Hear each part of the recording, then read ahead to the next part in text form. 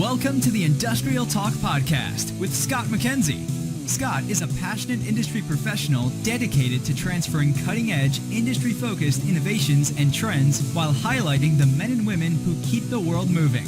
So put on your hard hat, grab your work boots, and let's go. All right. Hey, welcome to the Industrial Talk Podcast. Absolute honor that you have joined this particular platform that celebrates the industrial professionals, the companies that get it done. You are bold, you are brave, you dare greatly. Man, do you innovate, and boy, are we just honored to be able to have an opportunity to talk to the professionals in industry. This segment, this particular podcast features one of the best. Her name is Sandy Carielli. Now, her last name is spelled C-A-R-I-E-L-L-I. Forrester is the company. The topic of conversation, bots, B-O-T-S, bots. And I thought that that is a great way to start the new year. Let's get cracking. Yeah, bots. So we had a great conversation on how bots are really changing. I don't know how they came up with a couple of pretty cool terms. One, web scraping. How about that? Web scraping.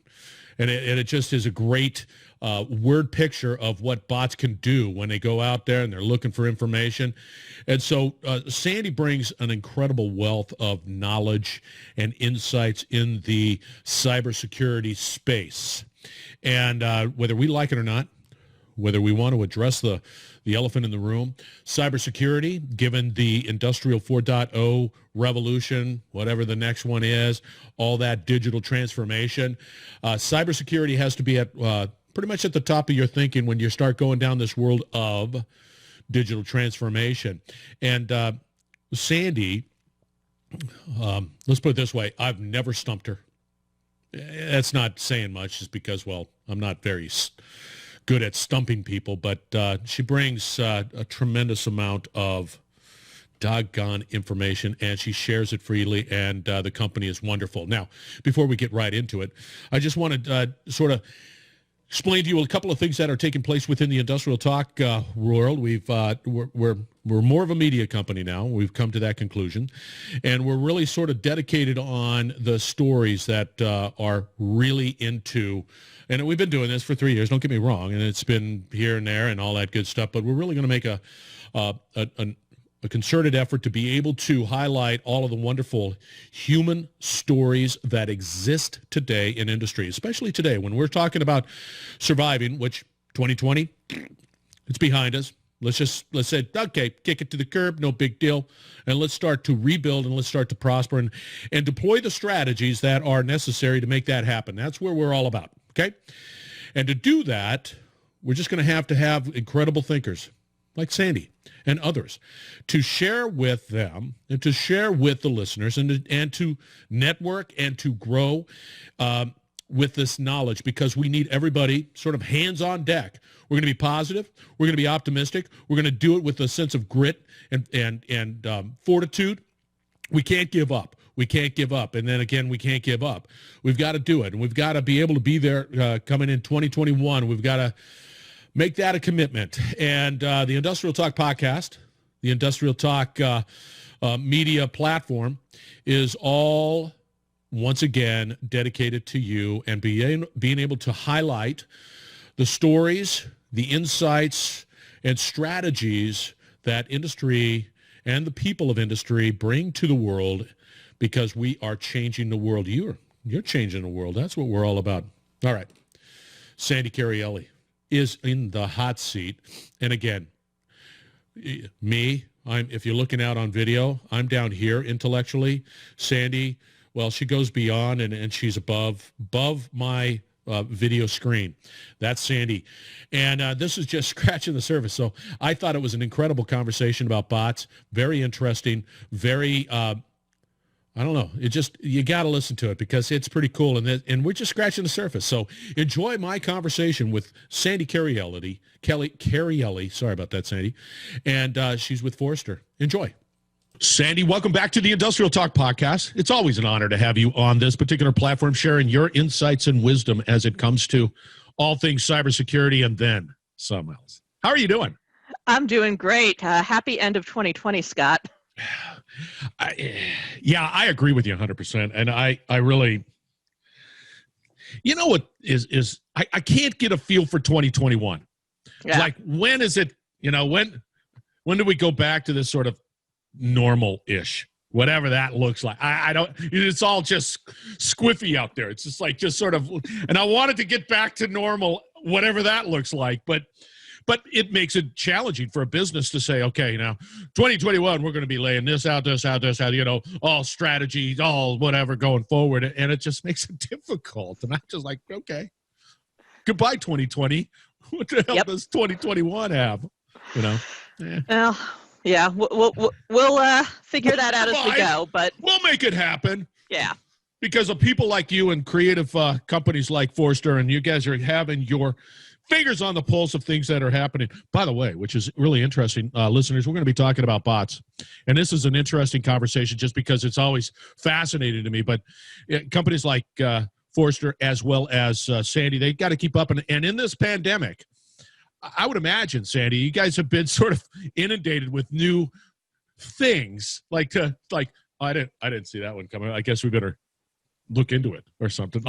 Well, that's been the really interesting thing. Even with bots, Scott, what we found, bot attacks have been around for a while, but in 2020, the bots pivoted.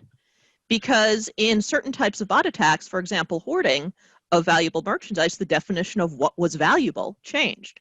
Bots used to be focused on things like, limited edition sneakers and theater tickets and concert tickets and gaming consoles. And we'll get back to that in a second.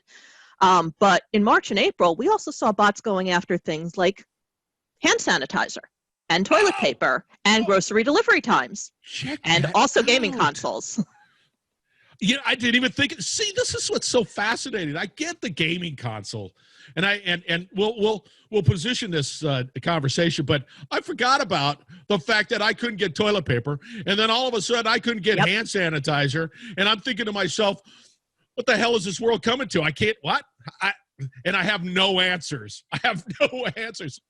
I know. I don't even, all I just do is come on home and go, I have no answers. But at the same time, Scott, you probably saw reports of people who had hoarded a whole bunch of hand sanitizer or toilet paper, and in some cases, bots are how they did it. Is that interesting? All I remember is just seeing people just with shopping carts and trolleys full of toilet paper and whatever else they could stick on there. I didn't even really think about it. Okay, let's define bots. Define a bot. What does that mean, especially with this particular conversation, Sandy? Okay, think of a bot as just a small piece of code that is automated and allows you to make a lot of requests against a website in either rapid succession or perhaps, ongoing slower succession to evade detection. But the goal of a bot is to take advantage of the business logic of a site. So in the case of what we're talking about, with respect to, say, gaming consoles or toilet paper or something like that, a bot is this small piece of automated code that is going to repeatedly go in and try to buy the item. In the case of the PS5 launch several weeks ago, bots were very prevalent in going in and trying to take advantage of the website's logic and purchase the bot by jumping to the right page before the human user could go and make all the necessary clicks. So they were able to use bots to get ahead of the line and acquire the merchandise first. That's basically what a bot is. And it's not that expensive. I mean, from a bot perspective, let's just sort of, So, it's an interesting question.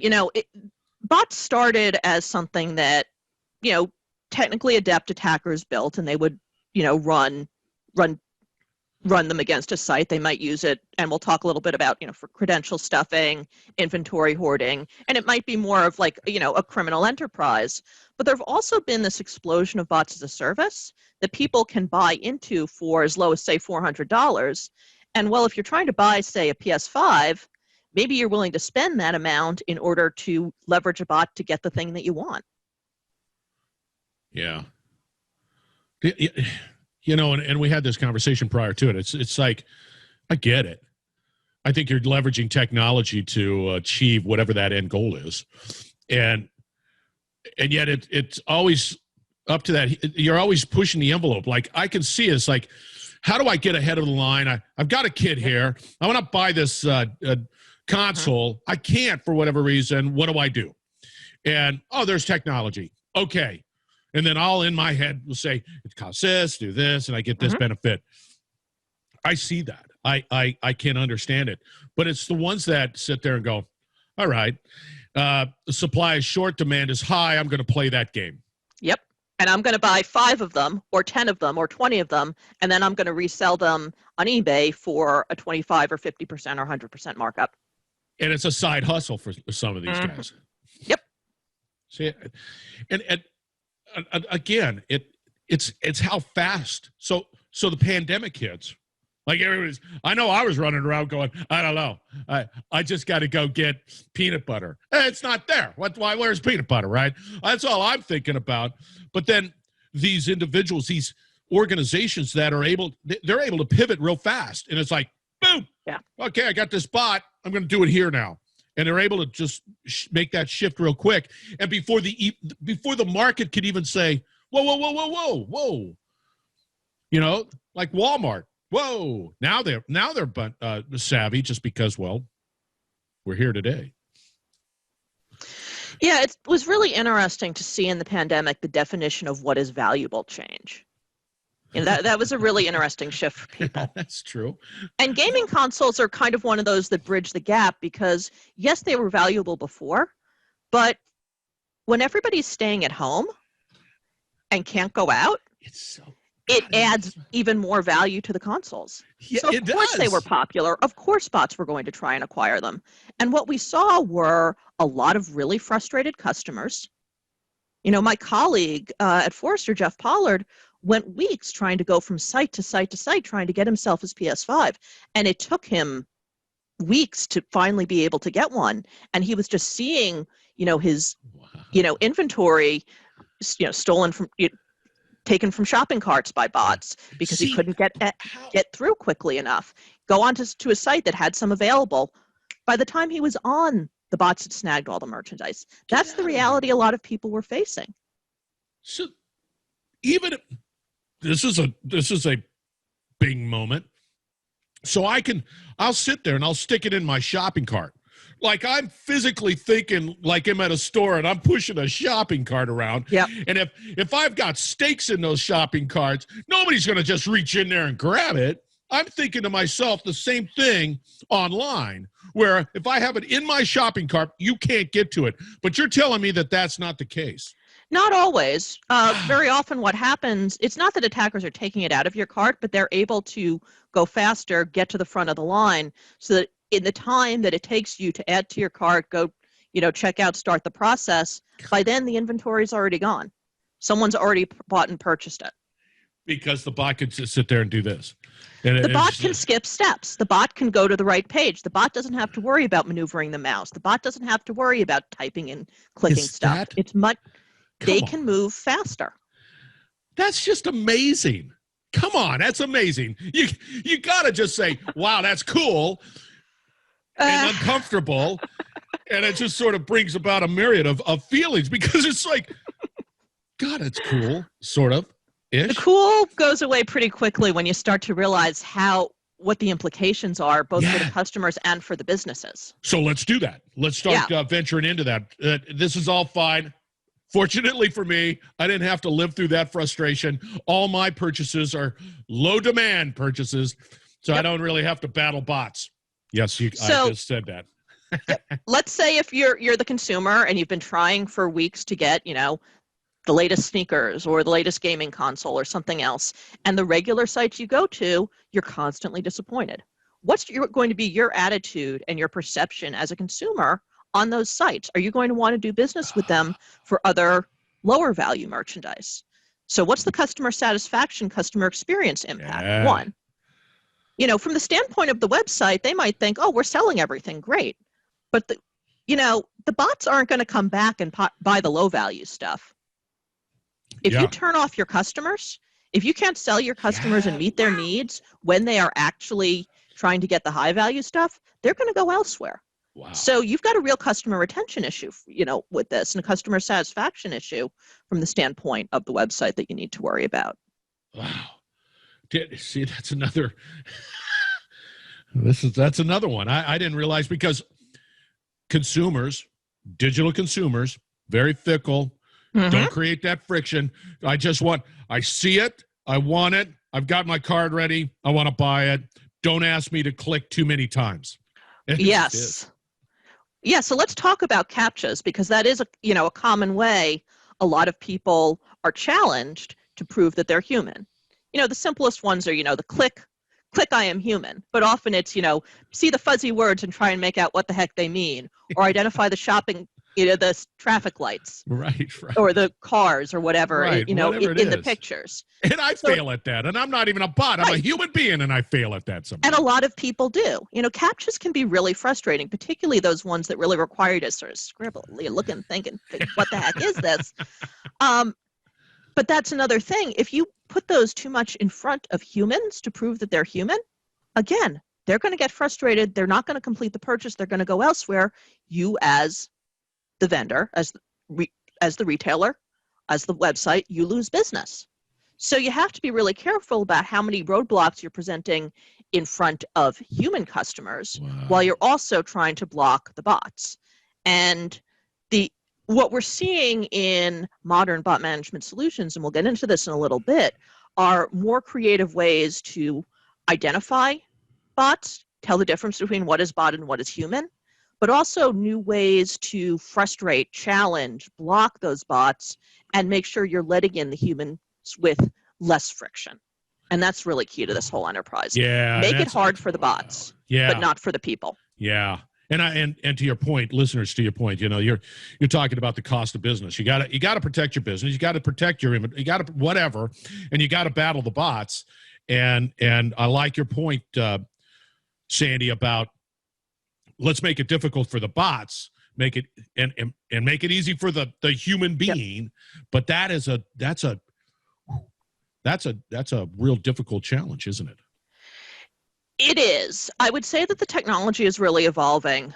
You're seeing a lot of machine learning and behavioral analytics applied to the problem so that you can better identify what is a bot. And to be clear, you've got to identify different types of bots. There are simple ones that are very basic, probably easier to find, but they also get more sophisticated as the technology improves. But how do I keep up, Sandy? I mean, I'm just a small little business here. I don't want to make people frustrated when they go to my site, but I can't keep up with that.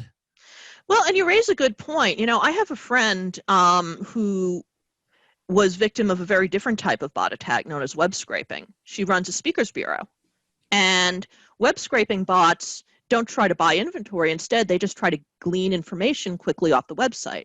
They're used a lot in competitive situations. So, for example, one retailer somewhere might look at a competitor's retail site and look at the prices of various inventory, scrape that information, and then put everything on their site for $1 less or something like that. In this case, what happened to my friend was she runs a speakers bureau, and she found that all of her speaker information, photos, bios, whatever, was scraped onto and posted to this other website that was billing these people as their speakers and trying to push them out and sell them as potential speakers to events. And she found it. She was able to reach out to them, get them to shut down, turn it off. But that's really hard to do. And that and you don't always have a lot of legal weight behind you in order to get that stuff removed quickly. Even if you manage to get a cease and desist, put in place, there's still the time to take it down, and there's still the whole process. So it's not like it's getting removed right away. Yeah, see, I see two sides to this coin. One, I don't want to spend too much money, right, on a product that I'm sort of researching. And so there's that one side of me that says, all right, Best Buy, Best Buy, they got, they're doing their stuff too. So I know that things are, I can say, okay, I got it for this price. Right. But then there's the other side, which is just exactly what you were talking about, the Speakers Bureau. Yeah, there's, there are a lot of ways that bots can take advantage of people and of organizations. I think that the PS5 situation shed a lot of light on that inventory hoarding use case. Yeah. And a lot of people who maybe had never heard of bots before now know what they are. But the important thing, and the reason I really was eager to talk to you about this, Scott, is that bots make people's lives difficult in a myriad of other ways. There's the web scraping example. There's something called credential stuffing. Yeah. Credential stuffing. Yeah, let's talk about credential stuffing. Credential stuffing is based on this idea that when attackers compromise websites and they steal usernames and passwords, which happens a lot, how many times have you gotten those notifications that, we take your privacy seriously, and by the way, we've been breached? Those two sentences usually happen in rapid succession, right? Right. And once they've breached, the attackers have this whole treasure trove of usernames and passwords. And usually the first thing you do as a user is you have to change your password on that particular website. But a lot of people reuse their passwords. And even if they changed it on one website, they probably didn't change it everywhere. And so what credential stuffing is attackers take the credentials they've stolen, they sell them on the dark web, and other attackers buy them. And so they now have access to credentials that worked on site A. Well, attackers are going to then take those credentials and go to another site and see how many of those same username password combinations will allow them to log into a different site. And once they can do that, they've taken over N number of users' accounts. Let me give you an example of one time this happened. Do you remember when Disney Plus was launched, maybe, a year and a half ago or whenever they launched last year? I was excited, FYI. Oh, yeah. I was. Look, I Disney Plus is great, I love. The first movie I watched was The Love Bug, the classic Love Bug. Nice. Yeah, we've been watching The Mandalorian, and Yes. I eagerly watched, the Hamilton video, over the summer. Yeah, I got you. But a lot of people, not long after Disney Plus launched, had the issue where their credentials were taken over. And it wasn't that Disney Plus had any sort of compromise. It's that attackers were able to take previously compromised credentials and try them against Disney Plus. And well, it turns out a lot of people signed up for Disney Plus using passwords that had been associated with other accounts. So that's kind of what happens. And that's why bot management solutions are so important, because they can help block those attacks and frustrate the attackers. I love this conversation. Don't get me wrong. It's a fantastic conversation, but I need solutions, or I'm just going to just get rid of everything that's online right now. But so speaking of solutions, so we've talked a little bit about web scraping, understand it. The one that really credential stuffing, that scares the hell out of me. And it's just interesting that it's, like I said, it's simple and it's elegant. It's like it does, it's sort of, I get it. And okay, let's talk a little bit about solutions. What can we do, please? So let's talk about a couple of things. First of all, it helps, and I think you make a good point here in terms of the elegance. These are attacks on business logic. These are, for the most part, not attacks on technology or security. These are taking advantage of how the application works from a business standpoint. Yeah. Most sites require a login. Anyone who sells anything has to have a process for which people can put items in their shopping cart and pay for them. That's how bots are getting through and what they're actually trying to follow. They're trying to do it faster or differently, or in more rapid succession. So a couple of points on this. From the standpoint of the end customer, the best way to protect themselves from credential stuffing attacks is don't reuse your passwords. Because if one password is compromised, if you're not using it anywhere else, it's much less useful. So if you don't reuse your passwords, and if you implement two-factor authentication for sites that allow it, it's going to be much harder for an attacker to compromise one site, or take previously compromised credentials and use them to compromise another site. They're not going to be able to. They won't have a valid password. So before we move on, give us a brief definition of two-factor authentication. Yes. So two-factor authentication is basically a way of requiring additional information to access an account. Combination usually of something you have and something you know.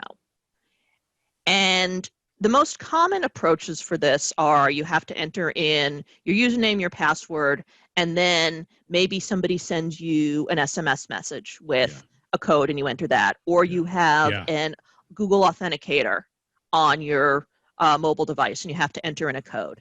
Usually, the way that it works on a lot of sites, those are the most common approaches, where you enter in your username, your password, and a randomly generated, regularly changing code that helps validate that you are actually who you say you are. Interesting, but again, we talked about friction, and that to me is a pain. Yeah, it's one of those things. Whatever it is to do it. It's just like a pain. It adds a level of friction to it. And I think what we're starting to see is additional types of authentication based on user behavior and other things that perhaps help limit some of those requirements. It's an evolving area, and there are definitely people at Forrester that cover that in a lot more depth than I do, so I won't go too far into it. But I will say, relying just on username and password is, a recipe for risk. It is. No, you're spot on that one. You're absolutely. What else can we do? So now we get from the standpoint of the site owner, the website, the vendors. And this is where bot management solutions become really important. There are a number out there. I won't mention particular vendors, but you can find a lot of them. Probably the vendor that handles your web application firewall or your CDN, or that's helping with some of your hosting. A lot of them will have some guidance in terms of bot management solutions. And the thing about a bot management solution, it does a couple of things. One, it helps detect the bots. And the best ones are going to have multiple ways of detection and be able to detect both basic and sophisticated bots and continue to learn and detect ever more sophisticated bots. So there's the detection element, but then there's also the response, the protection part. And it's not as simple as blocking. That's certainly part of it. But it's also about knowing when to challenge, when to throw up, say, a CAPTCHA, which we already talked about, we hated. Whether you can have more frictionless ways of challenging that aren't as frustrating to the end customer, but also doing things that are going to frustrate the attacker so that they want to go elsewhere. So what if someone is doing a web scraping attack against you and they're trying to find prices, and whenever they try to scrape the information, they're presented with prices that are false? I spoke to a vendor a while back that told me about a retailer they were working with that was having a real issue with this competitive scraping thing. And what they did is they created a bunch of pages that had fake prices that were actually higher than what the prices actually were. Wow. So even when the attacker changed their prices to be lower than what they saw, it was still a lot higher because they were being presented with fake data. So it ended up being a very frustrating, useless attack for the attacker because they weren't working with real data. That's just, see, I just look at it from my perspective. If I'm a big company, I can do that. But let's say I'm just an individual that's trying to live his dream, and I don't have the resources, the knowledge, and all of that stuff to do it. We've got to figure out a way of being able to just satisfy. Or we're just going to get hammered all the time. Well, here's the good news for you in that realm. There are a lot of bot management solutions that play to more of the small, medium business market. There are a lot of hosted solutions or managed service solutions out there. So it doesn't necessarily require you, Scott, to have the time and the expertise to do a lot of this. Just have someone to manage it. Obviously, there's a little bit of an investment and cost for you. But there are many of these that are tailored to smaller businesses, and very often the pricing is based on number of sites, number of pages, or amount of traffic. So, depending on how much traffic you're getting is going to have an impact on, what you're paying, what you're paying out of pocket. Yeah, see, okay, I like that. And once again, the negative side of all this bot stuff that we were talking about, there's always the positive side of people that are have their hearts in the right place. They want to create solutions that truly make sense, that help people.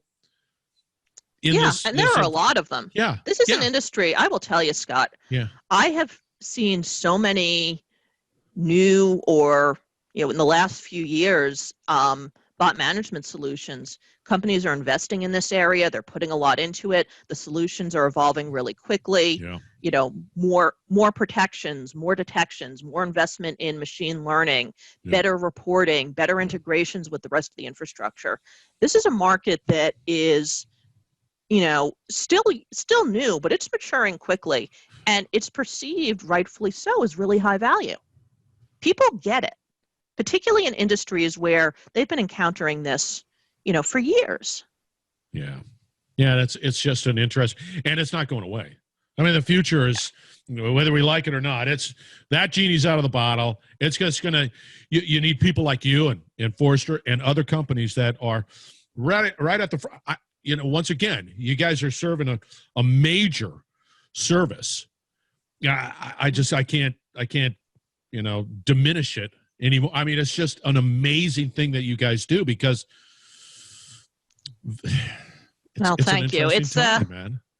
Well, and to be able to get some of this out to the public, as terrible as the PS5 situation was for a lot of people, I do think it served a purpose of making bots a little bit more mainstream, so that there's much better awareness of what they can do. Yeah.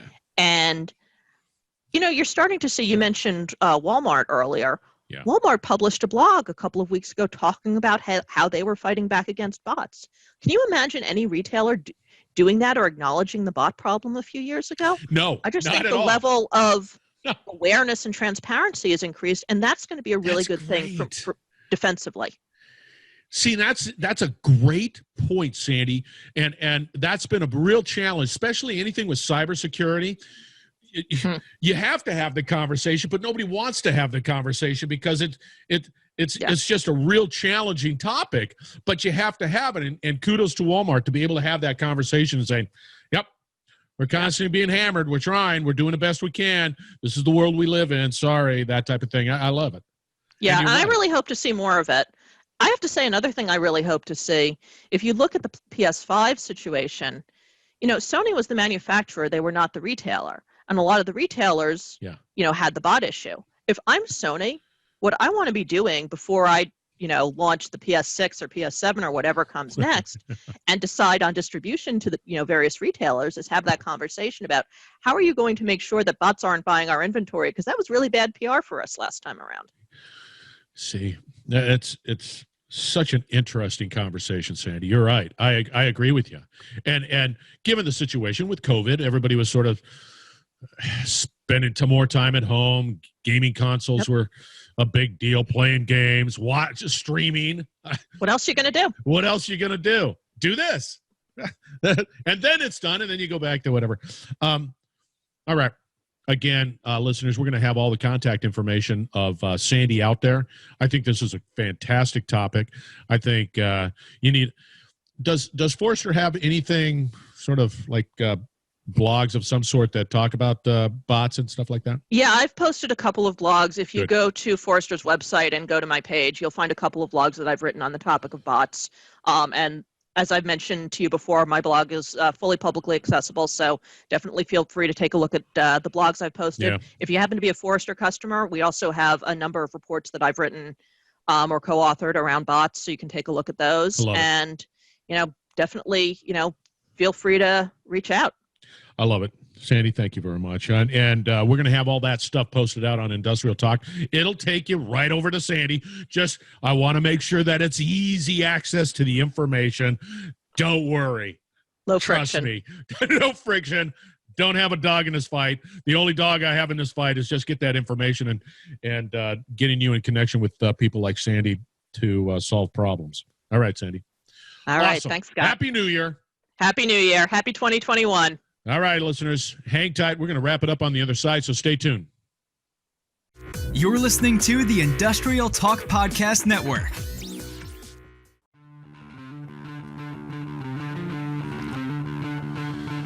All right, thank you again. Thank you very much for joining the Industrial Talk Podcast. And boy, a big shout out to Sandy Carielli. Company is Forrester.